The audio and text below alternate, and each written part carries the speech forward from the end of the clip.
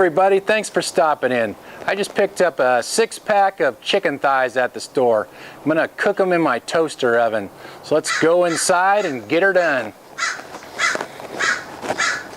I am going to keep this super simple and just rinse these thighs off and then put some seasoning salt on them. You can use any kind you want. I'm just going to use Johnny's. That's the one I usually get.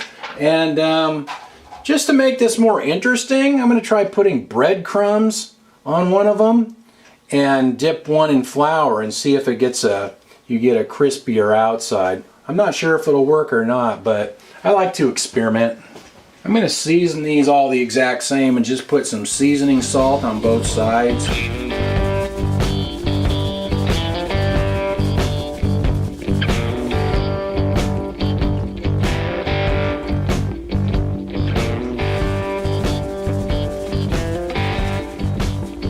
Alright, these are all seasoned on both sides. Now let's try putting some breadcrumbs on one of these. I'll just sprinkle them on, kind of see how it goes.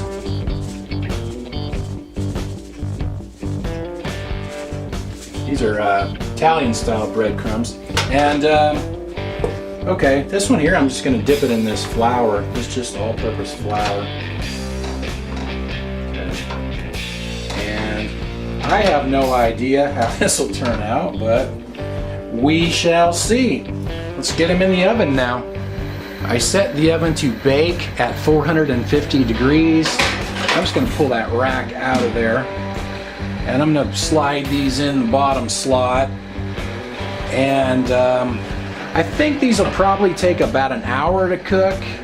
And after about a half hour, I may rotate the tray because the back of the oven tends to be a little bit hotter than the front.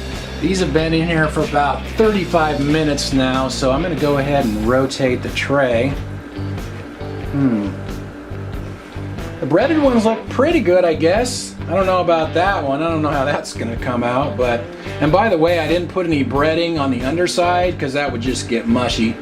I know that from experience. All right, we'll probably let them go about another half hour and we'll be back. It's been exactly an hour and I think these are done. Look at that. The flour's still white on that front one. That didn't work too good. The one on the back with the breadcrumbs though looks good. Let's get these out. There's an awful lot of fat in that tray, so I'm just going to get these out of there and set them on a plate with a paper towel on it and kind of let them, it's hot, let them soak up a little of that grease. Ow! These are still really hot, but here's how they look. Skin didn't get quite as crispy as I expected on the plain ones. The breadcrumb one looks good. This one, the flour didn't cook all the way. On the lower part of it, it kind of did, but I'll have to taste it and see how it is. I'll taste all three of them and then let you guys know which one I think is the best.